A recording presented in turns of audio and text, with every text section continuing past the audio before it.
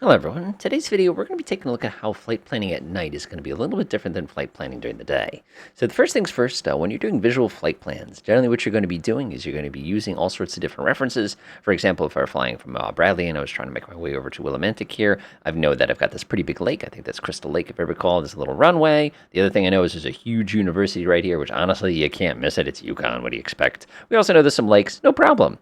So at nighttime, this all gets flipped upside down because unless it is marked in yellow, which is what you can see in the chart here, you literally will not be able to see it. Which means when you plan for flights at night, you have to rethink your what's visual. Remember, in the United States, visual flight rules state you can fly at night as long as the visibility is good enough. It doesn't even have anything to do with being able to actually see anything. So we're going to go ahead and plan our flight today from Hartford all the way out to Block Island. Now, this is a great flight because it proves a lot of examples and shows you some pretty slick tricks you can use for this purpose. So the first thing I'm going to do is I'm going to go ahead and draw this one out. Call Hartford to Kabru. It's KBID. Sorry about that. It looks pretty good. So now what can we use as reference points? Well, the first thing I notice is the city itself is pretty helpful, but too bad it's behind us. But I do notice there is a highway. If you get these double lines on here, these means they're major highways, which means we could probably follow the highway all the way down to this position right here. This looks like kind of like a highway wall, go ahead, or Y rather. Hitting that point, if we come down again, there's a yellow object to our left, and that's the town of Norwich. We'll go ahead and use that as one of our waypoints. Go ahead and dial that one in real quick. Coming down a little bit ways, there's an airport. Airports are the best, especially if they're well lit up. And it looks like we're going to pass through the airspace a little bit, so we'll go ahead and use this as a point right here. And then, of course, when we cross over the water, there's another airport right here, which we can use to make sure we're lined up properly. Wacky intersection. And traveling out here, what do we use? We're stuck using the airport's beacon, which is what this little star right here means. So what are we going to do? We're going to take off. We're going to start making our way down. Like I said, I'll do time acceleration to make it a little bit easier for us. We'll follow that highway, get to this point, spot one town on our left, spot an airport and a town on our right, cross over the water, and then make our way down to Block Island itself. Let's go pop over to the simulator. There we are. So we're inside our aircraft. We're parked here on the runway. This is Hartford. We have a very, very, very, very dark night, but just to make things a little bit easier for us, we'll go ahead and leave it nice and dark. I know you're sitting there going, wait, wouldn't you make it brighter? Now let's make this tough. So we're going to be cruising at an altitude relatively low today. All the ceilings are being indicated to be, let's go ahead and double check my math real quick. I believe the ceiling was 12,000. I'm just looking real quick. Overcast 2,700. 2,500 is going to be our limit today, which isn't that high. But given the direction we're traveling, I'm not worried about it too much. Go pop that up to 2,000 feet so it can be nice clear. If anything, we could do 2,200 feet. That keeps us 500 below, which is fine for me. Pop over to the GPS. Normally, of course, if we were flying this pure VFR using pilotage and dead reckoning, we couldn't use this, but just for the purposes of example, we'll go ahead and use it.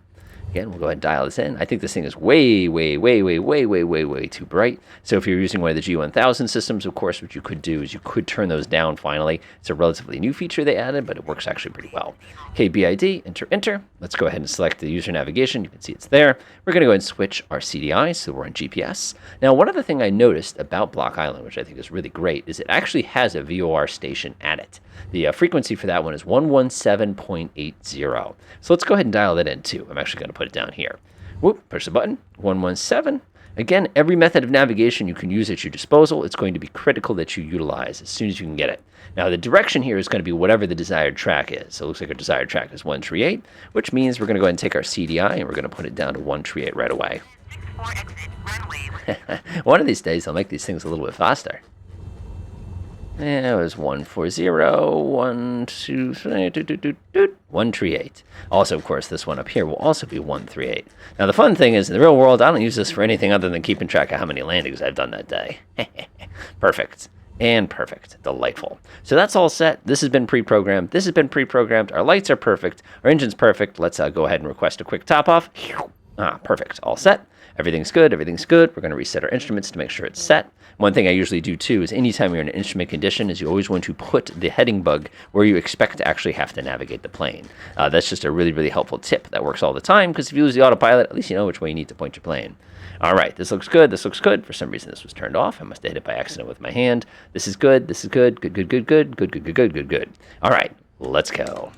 So our first waypoint, as you remember, is going to be following the highway. So I'm going to go ahead and get this aircraft rumbling down the rumble strip here at the airport. You can see the nice little glow from the city nearby. The interesting thing is if you fly this on an overcast night, the glow from the city is so strong it makes everything like bright yellow. It's actually kind of disturbing to watch. There's 55 knots, like I say. Make sure you fly the plane. Get yourself up to VX if you know you need to clear an obstacle. Otherwise, get yourself to VY and live at VY. You do not want to be messing around with not climbing fast enough, because it could be something you don't even see that's going to go ahead and cause issues. All right, there's 73. We need 75. Let's get about 75. Give myself some up trim. And let's go ahead and take our first turn. Normally in the real world, you want to wait to 700 feet. But in this particular case, like I said, we're making things abbreviated for the good old folks in Flight Simulator land. I know you all have busy days and things like that. Let the nose come down. Now we can't risk stalling when we can't see what we're stalling into. So we're going to come bring ourselves around, and we're going to try to find that highway. Now, I know the first thing you're probably imagining, where the heck is that highway? I thought you said that there's a highway here we needed to follow. Well, there is a highway here that we need to follow. It's actually right off our left. We just need to get over to it.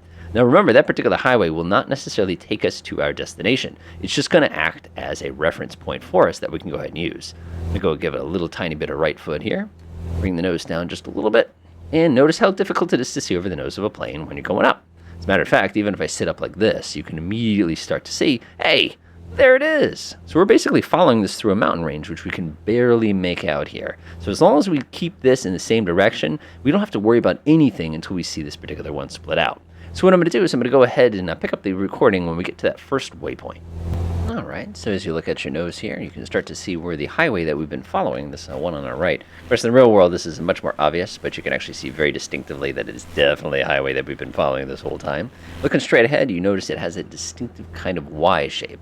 Now, if you remember from our flight plan earlier, we basically decided that once we hit this strange little Y shape, that our next destination is going to be an airport and a town on our left. So I'm actually looking out the window already, trying to go, where the heck is that town that's supposed to be on our left? Because ideally, you'd pretty much be able to see it at this point. And right now, the only thing I can see is actually a football stadium, which happens to be over here on the left-hand side. It's kind of a shame that we can't get a better look at it from this distance. And again, in the real world, you'd be lucky if you could see up to here. But again, ideally, we'd be looking for where that next town is. So what I'm going to do is I'll go ahead and again, here's our big Y point. So you know we've hit our first waypoint almost dead on. Our next point that we're going to be interested in, remember, there's that one airport on one side, and there's going to be the other airport on the other side. So we'll see when you get there. Alrighty then, looks like we're just coming up on our next waypoint.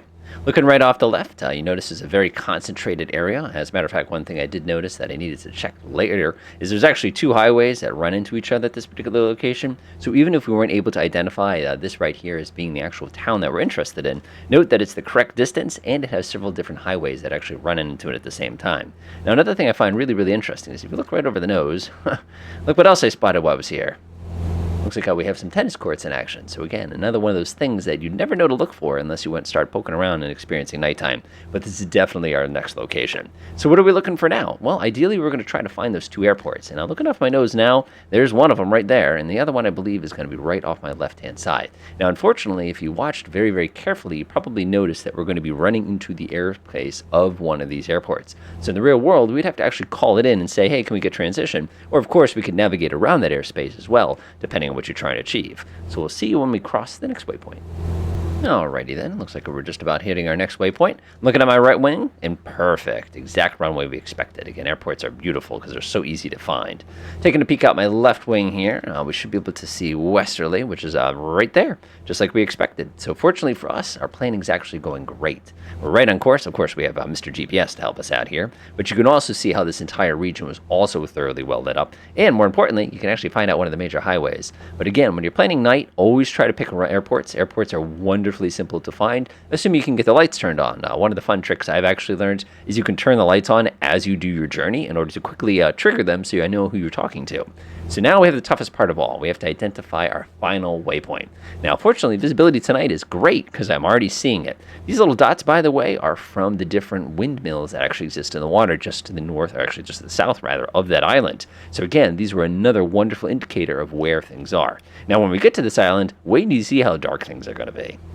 Well, I certainly hope you have night vision because I can tell we're flying over water right now because literally this is what you see. And again, this is one of the neat tricks because I know I'm not lost because if I look out my back window, hey, there's all that other good stuff that's still over there. As long as I can still see the shore back behind me, I'm not so nervous except for the fact, of course, here I am flying at night. Oh, Elizabeth Field, I recognize that one. So unfortunately, there's our destination. So it'll be very interesting once we get there. So what I'm going to do now is I'm actually going to call up ATIS and find out what the wind is going to be. Cancel landing intentions. I don't know why it still thinks I'm talking to those folks. So go switch over to these. We'll switch over to the correct communication. Let's see here. Automated weather. That's not the one I want to talk on at all. Let's go to communication 1. There we go. All right, we're interested in Block Island State. We're going to listen to the automated weather and see what they recommend for a runway here. Oh, lovely. 254 at 14. Yikes. That's what I get for choosing real weather. The other thing, of course, it's warning me is that there's heavy rain, which is going to make this flight much, much more interesting. But again, we can't make things interesting without making things interesting. Good time to go ahead and turn back, although I'm looking out my nose. I can still see sky, which is a good sign there's no clouds. But again, if the ATIS tells me that there's heavy rain about to pour on me, there's probably going to be heavy rain to pour on me. It's just sort of interesting to see how after all this effort, that ends up being what takes it and cancels our flight. We'll go ahead and get you folks once you get over there to the traffic pattern. All right, time to put this thing safely on the ground. First thing I'm going to do is I'm going to go ahead and engage the landing light. My vision's actually getting better. I can see the light switches better. So what we're going to do is we're perfectly set up here for a nice little left base for runway 28. The wind's coming out of that direction, so I'm going to go ahead and take ourselves right into a left base for 28. One thing I did do is if you take a look down at my little directional gyro, I actually dialed in the runway heading. Now, here's the mistake. If I were to fly this aircraft just like I am now, my left base would in fact be a left base for the wrong runway. Oh, and you thought it was going to fall for that one. One thing I do notice, though, looking at the middle of the runway itself, I can see the ever so distinctive green flashy light, just like they promised, which is another tool that identifies, hey, check out the windmills, it's so cool.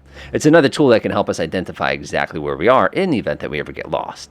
So again, the runway we're using is not the runway I'm setting myself up for. What I'm doing is actually going into a nice crosswind leg here. So normally what you'd want to do is you want to call them up and say, hey, I'm on a crosswind leg, just so people know. Kilo Bravo India Delta traffic red 64 is on crosswind runway 28. Exactly. So now what we're going to do is we're going to bring ourselves into that nice downwind, and we're going to come right around. Now, one thing you got to really keep an eye out for is what is my current altitude? What is my altitude supposed to be? Right now, I'm supposed to be at 1,200 feet, and you can see I'm all the way up here at 1,400 feet. Now, notice as the edge of the plane gets blocked out. One thing you do want to make sure you do, though, is definitely flip on that landing light if you haven't already done so. We already kicked it on a second ago so that we know that we're going to be covered there. Go ahead and take a look at my left window here. I'm going to go ahead and bring us into our downwind. Kilo Bravo India Delta traffic red 64 is on downwind runway 28. There's definitely always going to be some ground shyness here. Obviously, all those little tiny lights could be hiding 500 trees that we could be running into. So we really want to take our time here and do all this carefully. A little bit of foot there. 1,200 feet is about the altitude I want.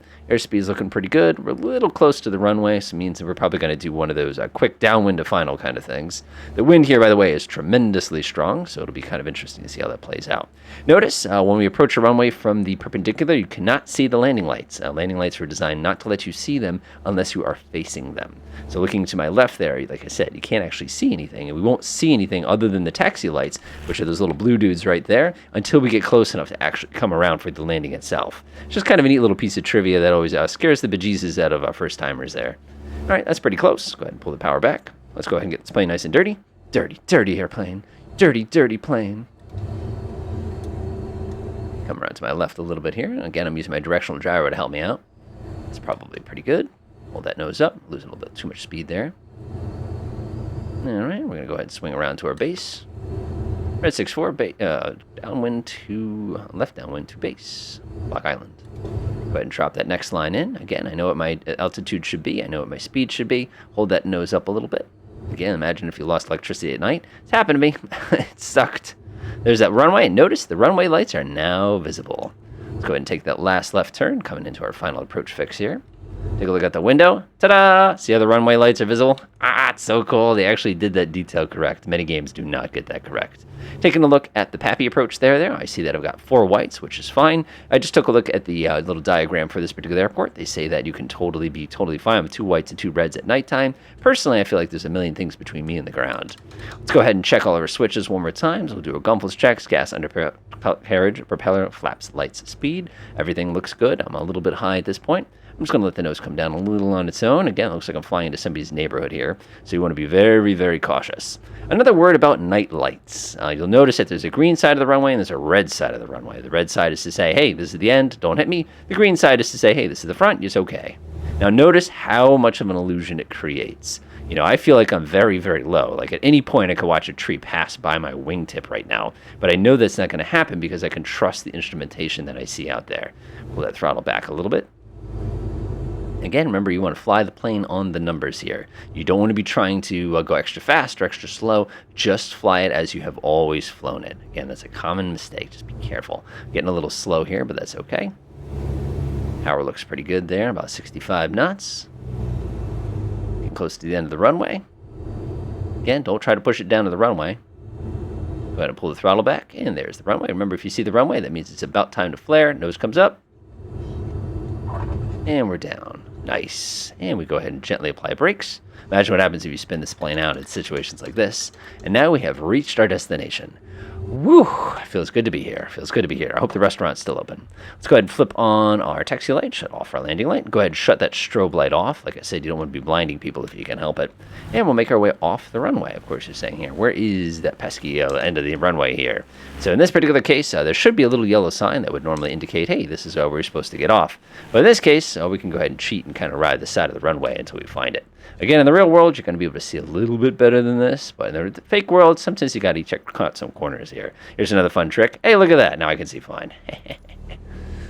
Go ahead and sing. And again, I don't see any of this heavy rain that they promised me with the ATIS. So I'm actually a little disappointed. So there is my little zone here. And again, whenever you pull off, oh boy, they've come for me. So again, when you pull off, make sure you clear the runway. Before you clear the runway, make sure you physically crossed this line as well so that you can let other people know in the area that, hey, things are going well. Other than that, hopefully you found this video helpful as far as encouraging you to try out night flying. Night flying is really wild.